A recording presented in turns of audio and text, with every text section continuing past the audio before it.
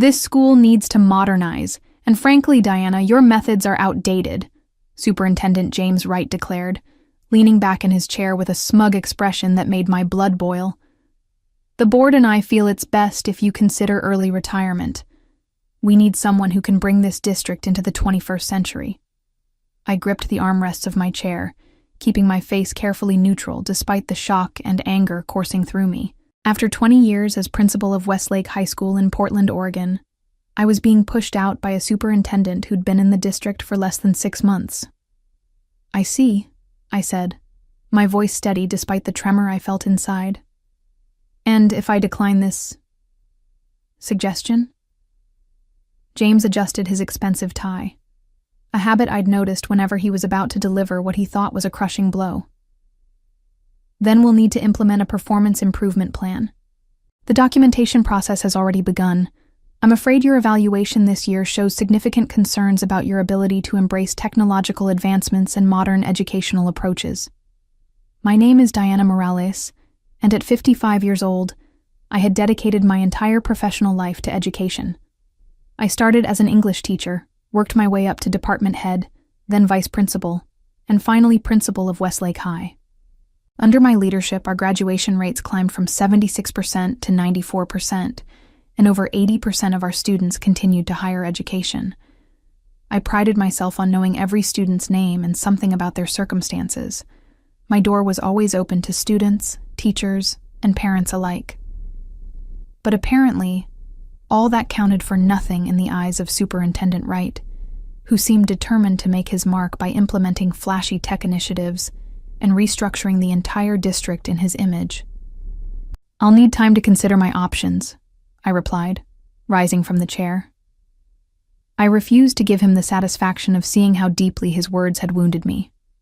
Of course, he said with a condescending smile. Take the weekend. But I'll need your decision by Monday morning.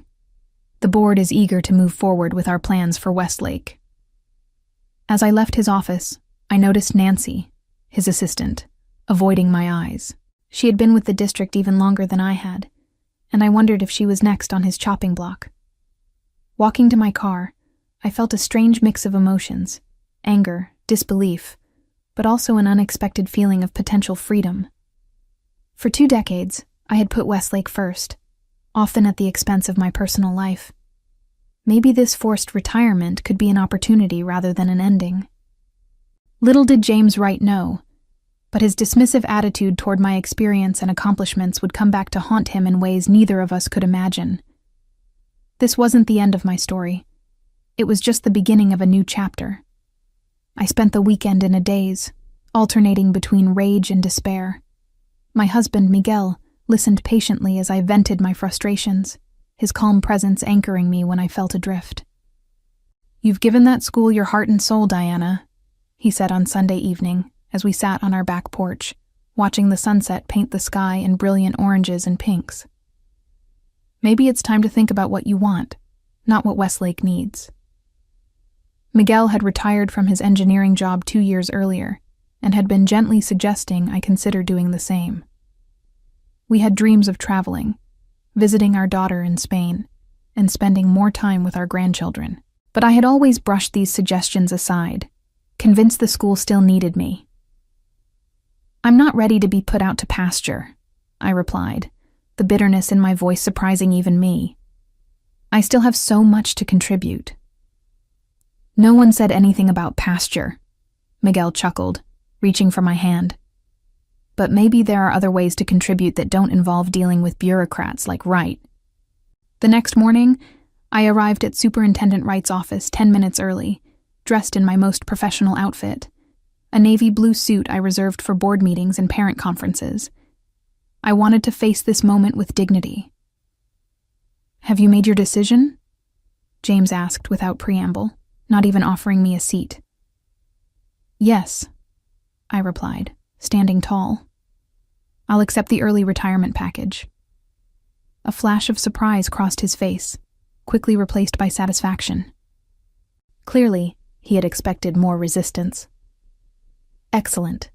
Human Resources will contact you with the paperwork. We'll announce your retirement at the end of the month." You can use the time until then to tie up loose ends. I'd like to tell my staff personally, I said, keeping my voice steady. Of course, he replied dismissively. The district appreciates your years of service, Diana. The words sounded hollow, a perfunctory acknowledgement of 2 decades of dedication. But I simply nodded, turned, and walked out, my head held high. The next few weeks passed in a blur of paperwork, tearful goodbyes, and cleaning out my office. The staff organized a retirement party, where teachers shared stories of our years together. Many students, past and present, came to wish me well. Their genuine affection and appreciation meant more to me than any formal recognition from the district ever could. I left Westlake High School without fanfare on a Friday afternoon, carrying a box of mementos and leaving behind a career that had defined me for so long. As I drove away from the campus for the last time as principal, I felt both a crushing sense of loss and a strange, unfamiliar lightness. Whatever came next, I would face it on my own terms. 3 months into my retirement, I was restless. Miguel and I had taken a 2-week trip to Spain to visit our daughter, Elena, and her family. The break had been wonderful, but upon returning home, I found myself adrift. I volunteered at the local library, took up gardening, and even tried painting, a hobby I'd abandoned decades ago. Yet nothing filled the void left by my career. One rainy Tuesday morning in October, I received an unexpected call from Dr. Catherine Jimenez, Commissioner of the State Education Board.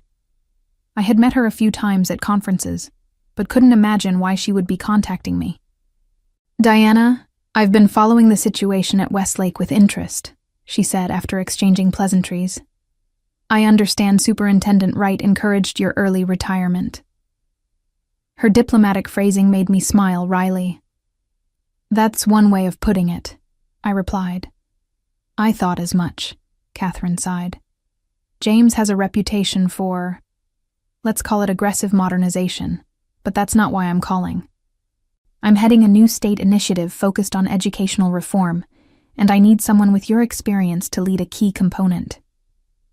My heart raced as she outlined the project, a comprehensive review of educational practices across the state, with the goal of developing guidelines that balanced innovative approaches with proven teaching methods. The position would involve visiting schools, consulting with administrators and teachers, and ultimately helping shape educational policy at the state level. Why me? I asked, genuinely curious. Because you have a track record of success that speaks for itself, Catherine replied. And because I value experience and wisdom over flashy new approaches that haven't been tested by time. The irony wasn't lost on me. The very qualities that James Wright had dismissed as outdated were exactly what Catherine was seeking. I told her I needed time to consider the offer, but in truth, I had already made my decision. After discussing it with Miguel that evening, I called Catherine back the next morning to accept the position. The following Monday, I started my new role as Senior Educational Consultant for the State Education Board. The salary was nearly twice what I had earned as principal, and the work was intellectually stimulating in ways I hadn't anticipated. I was using my experience to influence educational policy on a scale far beyond what I could have achieved at Westlake. Meanwhile, I kept tabs on my former school, through friends still teaching there. The new principal, Brandon Peters, handpicked by Wright for his enthusiasm for technology and innovative teaching methods, was struggling. Teachers were resigning at an alarming rate, discipline problems were on the rise, and parents were beginning to complain. 6 months after my departure, I received a disturbing call from Eleanor Garcia, the veteran math teacher who had become my closest ally during my tenure at Westlake. Diana, it's a disaster here, she whispered, as if afraid of being overheard. Everything you built is falling apart. The students are suffering, and no one seems to care as long as they can tout their new technology initiatives in press releases. I hung up feeling a complex mixture of vindication and profound sadness. I had poured my heart into that school, and it hurt to hear it was floundering. But a small, petty part of me couldn't help thinking that James Wright was reaping what he had sown. January brought with it not only a new year, but also the first round of standardized testing scores since my departure from Westlake. The results were nothing short of catastrophic. Westlake's scores had plummeted, dropping below state averages for the first time in 15 years. Reading proficiency had decreased by 18%, math by 22%, and overall student achievement indicators showed alarming declines across all grade levels. The local newspaper, the Portland Tribune, ran a front-page story analyzing the dramatic decline, complete with graphs showing Westlake's steady rise under my leadership, followed by the current precipitous fall. The article stopped short of directly blaming the new administration, but quoted several parents and anonymous teachers expressing concerns about the rapid changes implemented since my retirement. I was at a conference in Salem when my phone started buzzing incessantly with texts from former colleagues sharing the article and expressing their dismay. I excused myself to read the piece in the hotel lobby, feeling a complicated mix of emotions. While part of me felt validated, a larger part was heartbroken for the students whose education was suffering. That evening, as I was preparing for dinner with fellow consultants, I received an unexpected call from the superintendent's office. James Wright's assistant asked if I would be available for a meeting the following week. I agreed, curiosity getting the better of me. 5 days later, I found myself sitting across from James Wright once again, though the dynamics had shifted dramatically. Gone was his smug confidence, replaced by poorly concealed anxiety. Dark circles under his eyes suggested sleepless nights, and his usually immaculate desk was cluttered with papers and reports. "Thank you for coming, Diana," he began, his tone markedly different from our last encounter. "I wanted to discuss some challenges we're facing at Westlake." "The test scores," I said simply. He nodded, unable to meet my eyes. "Among other things, we've had some unexpected difficulties implementing our new policies." I waited, letting the silence stretch uncomfortably between us. "The board is concerned," he continued finally. "They've asked me to consider bringing in outside consultation to address the situation." I almost laughed. "And you thought of me? How ironic." James cleared his throat. "Your experience with the school would be valuable. We're prepared to offer a consulting contract." "No," I interrupted, surprising both of us with my firmness. "No?" he echoed, confusion evident on his face.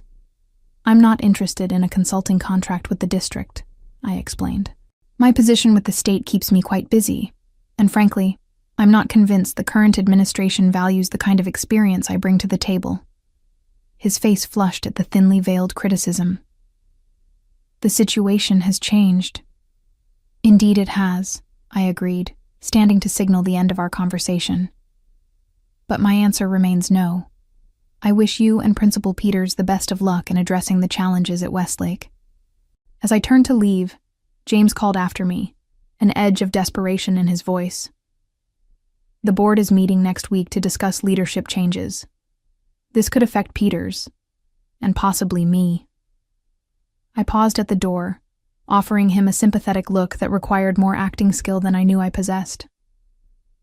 "Education is a challenging field, James. Not everyone is cut out for it long term." Walking out of his office felt like closing a chapter. I had no desire to help salvage James Wright's career, nor did I want to return to Westlake under his administration. But as I drove home, I couldn't stop thinking about the students and teachers still at the school. They deserved better than to be casualties in an administrative power struggle. When I arrived home, I found an email from Catherine Jimenez waiting in my inbox. The subject line read, "Westlake situation. Urgent discussion needed." Catherine's email was brief but pointed. The State Education Board was considering intervention at Westlake due to the alarming decline in performance metrics. She wanted to meet with me before making any decisions, given my history with the school. I replied immediately, agreeing to a breakfast meeting the following morning. That night, I tossed and turned, my mind racing with thoughts of Westlake. Beside me, Miguel stirred. "Can't sleep?" he asked, his voice thick with drowsiness. "Just thinking about Westlake," I admitted. I don't want to get pulled back into that situation, but I keep thinking about the students. Miguel propped himself up on one elbow.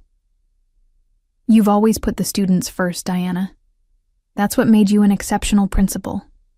Whatever you decide, I know it'll come from that place. His words settled something within me, and I finally drifted off to sleep with a clearer sense of purpose.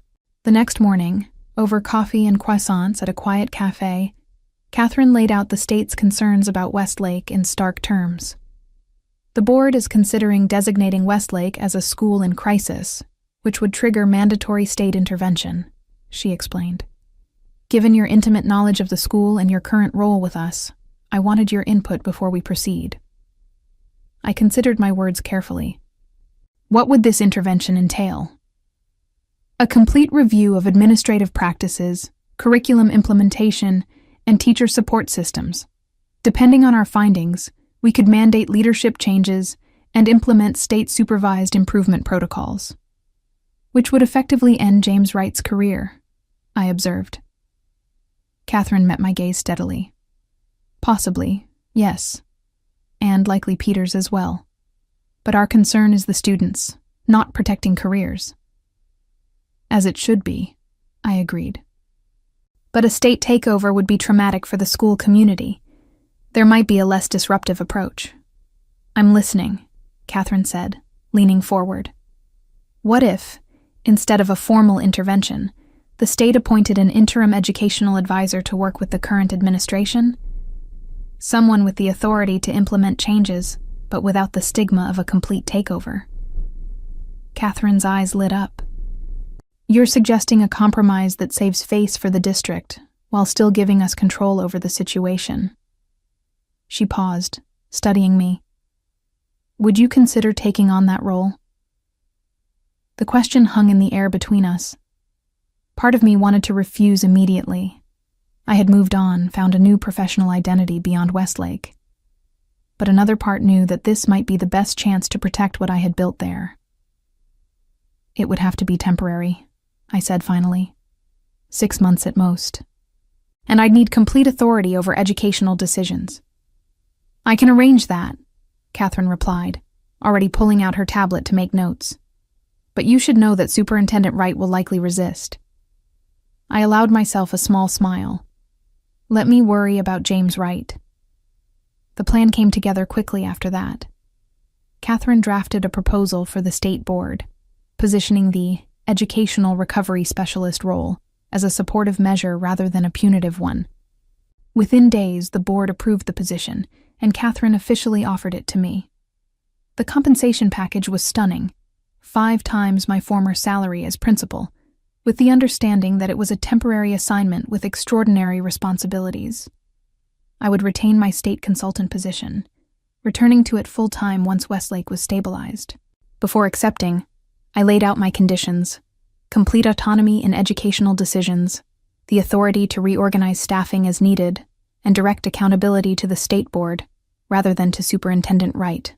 Catherine agreed to everything, adding that the district board had been informed of the arrangement and had approved it, albeit with some resistance from Wright. As I signed the contract, I felt a strange sense of closure mixed with anticipation. I wasn't returning to reclaim my old position. I was walking into something entirely new, with far more power and resources than I'd ever had as principal. Wright's going to view this as a personal attack, Catherine warned as we finalized the paperwork. Perhaps, I acknowledged, but that's his problem, not mine. News of my appointment spread through the district like wildfire. By the time the official announcement went out, most of the Westlake staff had already heard through the grapevine. My phone filled with messages from former colleagues, some expressing relief, others concern, but most simply saying, "Thank goodness you're coming back." On Monday morning, I arrived at Westlake an hour before classes began, wanting to reacquaint myself with the building before facing the inevitable confrontation with James Wright and Brandon Peters. The school looked the same from the outside, but inside, subtle changes were evident. Motivational posters had been replaced with corporate-looking banners touting technological innovation, and several traditional classroom spaces had been converted into what appeared to be underutilized digital learning hubs. I was examining one of these spaces when I heard rapid footsteps approaching. James Wright rounded the corner, his face flushed with anger. "This is completely unacceptable," he hissed, keeping his voice low despite his obvious rage. "You manipulated the state board into creating this position." "Good morning to you too, James," I replied calmly. And no, I didn't. The board approached me after reviewing Westlake's abysmal test scores and concerning teacher turnover rates. "This is a transparent attempt at revenge," he insisted. "You couldn't accept being replaced, so you're using your connections to undermine me." I regarded him steadily. "This isn't about you or me. It's about the students whose education is suffering. Based on the data, your modernization has resulted in the worst academic performance this school has seen in over a decade." Before he could respond, Brandon Peters appeared, looking anxious and disheveled. At 34, he was young for a principal, with an impressive resume that included a doctorate in educational technology, but minimal actual classroom experience. James had touted him as a visionary when announcing him as my replacement. "Dr. Morales," Brandon greeted me stiffly. "I wasn't aware you'd be here so early."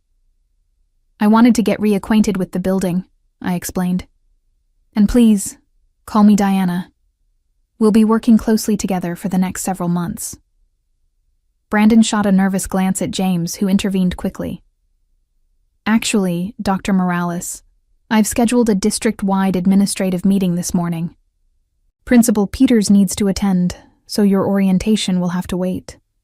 I smiled pleasantly. "I don't need an orientation, James. I ran this school for 20 years, and I'm afraid Dr. Peters will have to miss your meeting. We have a more pressing appointment with the department heads in 15 minutes to discuss immediate intervention strategies." James's face darkened. "You can't just—" "Actually, I can," I interrupted, producing the document Catherine had prepared. "As outlined in my appointment letter, which was approved by both the state board and your district board, I have the authority to prioritize educational recovery activities over routine administrative functions. You're welcome to join our meeting, of course, but Dr. Peters' presence is non-negotiable." Brandon looked between us, clearly uncomfortable with being caught in the power struggle. Finally, he straightened his shoulders. "I'll stay for the department meeting. The district meeting can proceed without me." James glared at me, then at Brandon. "Fine. But this discussion isn't over." He turned and stalked away, leaving an awkward silence in his wake. "That went well," I remarked dryly. Brandon let out a nervous laugh. "He warned me you'd be formidable." "I'm not here to be your adversary, Brandon," I said sincerely. "I'm here because these students deserve better than what they're getting right now. If you're willing to work with me instead of against me, we might actually be able to turn things around." He studied me for a moment, then nodded. "I'd like that. To be honest, this has been the most challenging year of my career." "It's about to get more challenging," I warned him. "But if we do this right, it might also become the most rewarding." The transformation of Westlake began immediately. After meeting with the department heads, I assembled the entire staff after school to outline my approach. Standing in the auditorium where I had addressed them so many times before, I felt both nostalgia and renewed purpose. "I'm not here to undo everything that's been implemented," I explained. "Innovation has its place, but we've lost sight of fundamentals. Starting tomorrow, we're going back to basics while thoughtfully integrating technology where it genuinely enhances learning, not replaces effective teaching." The relief on many faces was palpable. Though some of James's loyalists looked skeptical, most of the faculty seemed ready to embrace a more balanced approach. Over the next few weeks, I systematically evaluated every new initiative implemented under Brandon's leadership. Some were worth keeping with modifications, but many were clearly hindering rather than helping. The paperless classroom mandate had left students without crucial reference materials. The reduction in direct instruction time in favor of self-guided digital exploration had created significant knowledge gaps. The elimination of traditional reading assignments in English classes had led to plummeting literacy rates. Brandon, to his credit, proved more open to change than I had anticipated. As we reviewed the data together, he acknowledged the flaws in his approach. "I was so focused on innovation that I lost sight of effectiveness," he admitted during one of our daily briefings. James was pushing for visible changes to showcase to the board, and I wanted to impress him. "Innovation without purpose is just disruption," I replied. "But you have good instincts when you're not trying to please others." By the end of the first month, we had reinstated core instructional practices while keeping the best elements of the new programs. Teachers reported feeling supported again, and students were responding positively to the more structured environment. James, meanwhile, was conspicuously absent from Westlake, choosing to communicate through terse emails rather than face me directly. But I knew the confrontation was coming as the end of the quarter approached, and the board would expect a progress report. The quarterly board meeting was held in the district's central office, a modern building that always felt oddly sterile to me. I arrived early, prepared with comprehensive data showing the initial impact of our interventions. Though it had only been 8 weeks, we were already seeing improvements in attendance, classroom engagement, and preliminary assessment scores. James entered the boardroom minutes before the meeting was scheduled to begin, flanked by 2 district administrators I recognized as his closest allies. He nodded curtly in my direction, but took a seat as far from me as possible. As the meeting began, Board President Olivia Thompson called on James to provide his quarterly district update. He spent 20 minutes highlighting achievements from other schools in the district, mentioning Westlake only in passing as undergoing state-mandated review. His omission was glaring, but not unexpected. When my turn came, I presented a detailed analysis of Westlake's situation, the factors that had led to the decline, the specific interventions we had implemented, and the measurable improvements already taking place.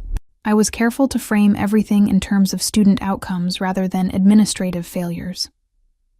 In just 2 months, we're seeing a 12% increase in daily completed assignments, a 15% decrease in behavioral incidents, and significant gains in our weekly assessment metrics, I explained, displaying the graphs on the boardroom screen. Teachers report higher job satisfaction, and parent complaints have decreased by more than half.